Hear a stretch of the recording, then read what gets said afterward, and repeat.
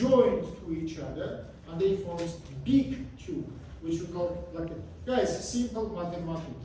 If there are 80 up to 20 It should be big.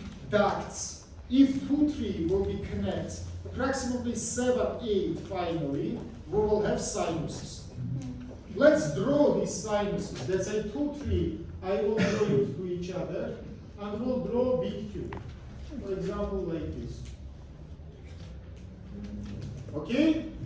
Now write please tip of each sinus. You remember I say how many apertures have the nipple?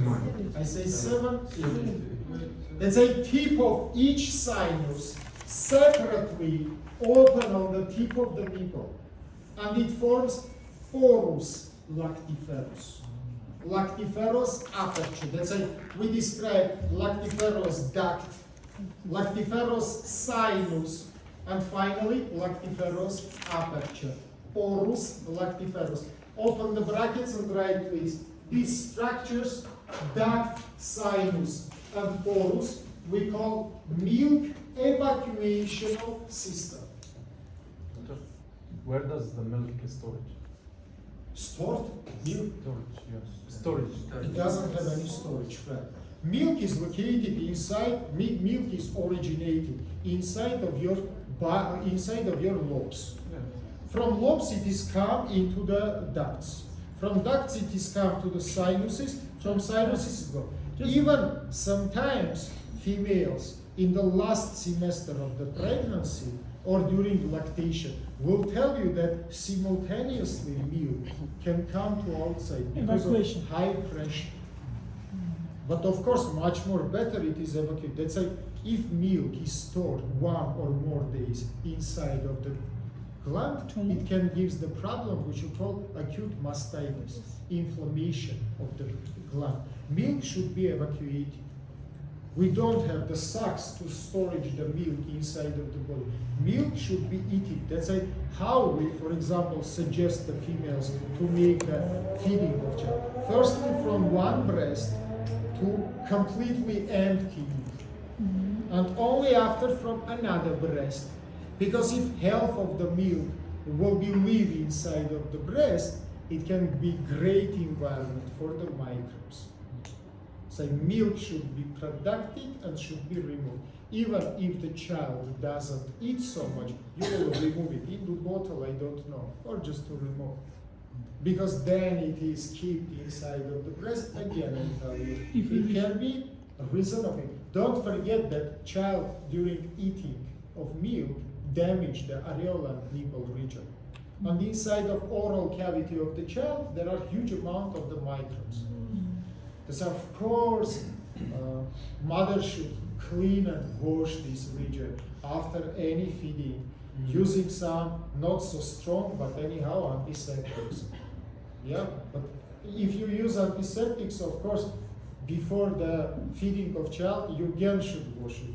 Because if the antiseptic child will eat together with the milk, it also can make the problems.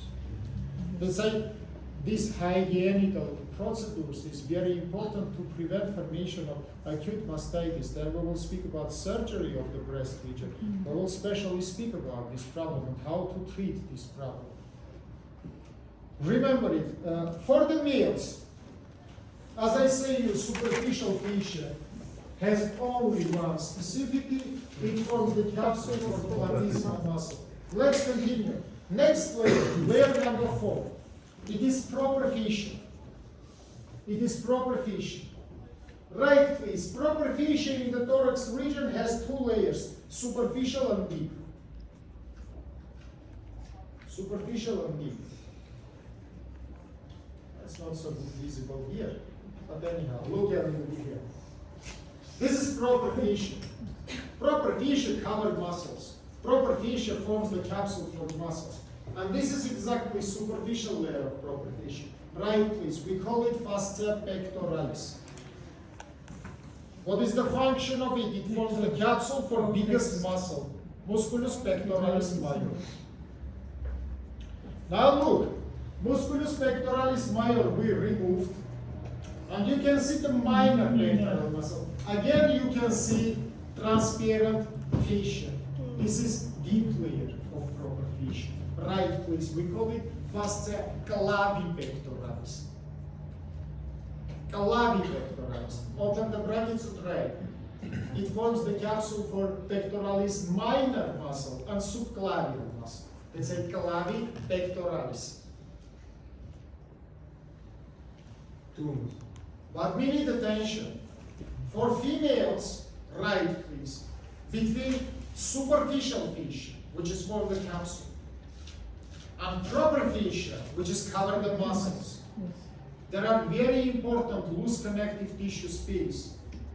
You today say about it. It is retromammary loose connective tissue, which is content fat behind of the breast, not in front of the breast, but behind. By the way, this is place of inserting of implants. Let's say implants if female wants to make, for example, breast bigger. Implants is inserted inside of retromammary space. That is the space. Look. They need attention. This is the space. Behind of the capsule, between the muscle. Let's say, for example, this is capsule of the breast, superficial tissue. This is proper tissue, which is covered muscles. Between them, retromammary space. That's a retromammary space located behind the capsule of the gland. Right, please. It contains loose connective tissue space, deep lymphatic nodes, and what is important? Approximately 45–50% of the cases, it contains synovial bursa. Synovial bursa. What is synovial bursa, friends? When you study anatomy, you describe the synovial bursas in the region of joints. Yes. Synovial bursa, inflammation of it we call bursitis. What is it? It is the sac which is formed by synovial membrane, and usually it contains small amount of liquid. For what it's necessary? Look to me, everybody. I put my hands to each other and start to move. Huge friction, and the temperature is changed. Now imagine that between my hands there are virtual balls. Ball decrease the friction between the layers and make the movement not so much traumatical. Genetically, females with big breast, genetically, usually have this bursa inside of the space.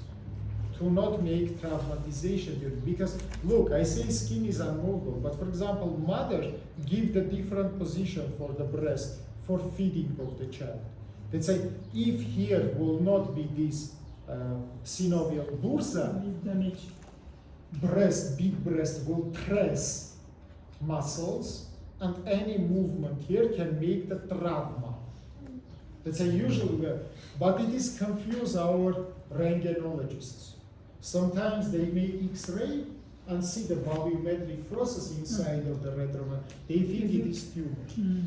Let's say you must understand, guys, that this is normal structural unit inside of the retromammary space. That is not the tumor, of course. In the big, but in this can be that, look, I say in average 45–50, but mainly it is connected with X chromosomes.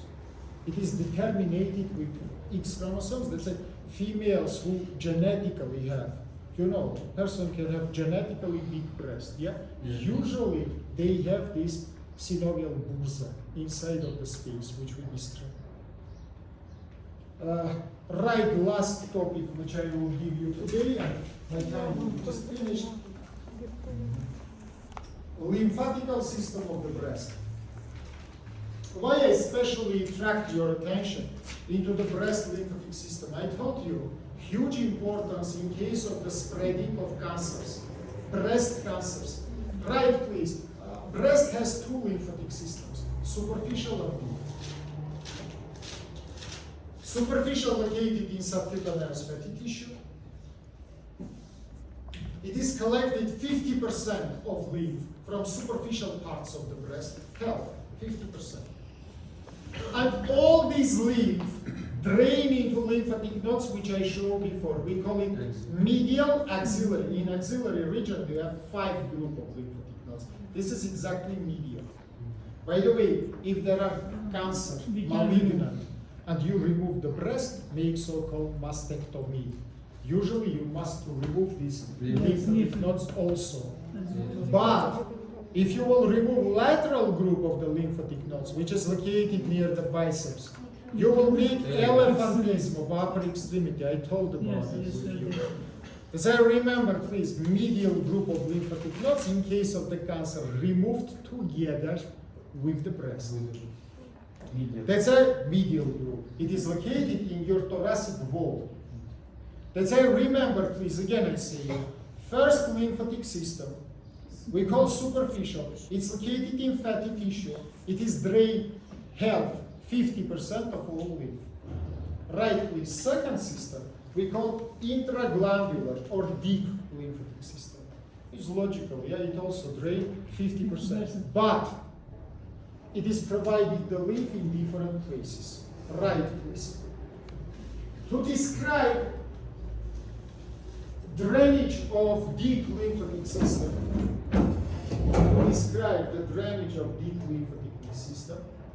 we must divide the breast from the tip of the nipple into 4 quadrants. Let's say we make 2 lines, one vertical, strongly formed midpoint, second horizontal, strongly formed midpoint. For example, this is, I don't know, let's take right breast. If it is right breast, it will be lateral superior, it will be medial superior, it will be lateral inferior, it will be medial inferior quadrants. We call it quadrants or sectors. Quadrants. Let's say, remember please, by these 2 lines, we divided breast into 4 parts. Superior upper, superior medial, superior lateral, inferior medial, inferior lateral. And then we describe the drainage from each one, which is drawn here. Let's do it. Look here please, from inferior lateral segment, lymph is drained only by one direction, in the same medial axillary grooves. So remember, 50% goes from superficial. Now from what? It is 25% of deep, yeah? 25% of deep. Yes. From superior lateral, 90% of the lymph also goes into the same medial axillary lymphatic node. Small amount, 10%, goes to upwards into the infraclavicular lymph nodes. Now let's make simple calculation, friends. Simple. 50% of all lymph by superficial system come to this medial group. Approximately half of all another lymph, 25%, also come to the same group. That's it. Finally, 75% of all breast lymph approximately will come to the axillary medial group. That's remember, 75% of metastasis from the breast will come to this group. Inside of this lymphatic group, we have biggest one, lymphatic node, normal, which we call Zorgius lymphatic node, or signaling lymphatic node. In 75% of the cases, metastases come to this lymphatic node. Why we call it signaling? Because it shows the signal of the breast malignancy. So remember about it. Another 2 segments, we need attention. Upper medial, 3 ways of the drainage. One, here I said, lower medial. Upper medial, 3 ways of the drainage. 1, 2, and 3. Number 1, it is safe, infraclavicular lymphatic nodes. Number 2, awful way of the drainage, we call transmammary drainage. From one breast to opposite breast. It is way of spreading of metastases. Let's say approximately in less than 5% of the cases, metastases from one breast can go to another. Last way, number 3, I draw it inside. It is transtoracal way. Lymph is go to the mediastinal lymphatic nodes. Also awful way of spreading of the metastasis. Exactly into the mediastinum. You understand me? Now let's come to the last quadrant. Here there are two ways. Number 3, which is same to upper. And number 4, descending. Number 3, it is transtoracal way. Number 4, we call abdominal. Awful way of spreading of metastasis. Lymph is come to your umbilicus, and from umbilicus by round ligament of the liver, it is passed to the liver. That's why you can see that from the breast, metastases can go into the liver from medial inferior portion only. Sorry guys, all others we will discuss after. Give me pen, please. Number of your groups. 203, 204. Today is 7. Yes, but yesterday you didn't attend the status. Abdullah, Ali, Ahmad, Anaswara, And Jam. Ansar,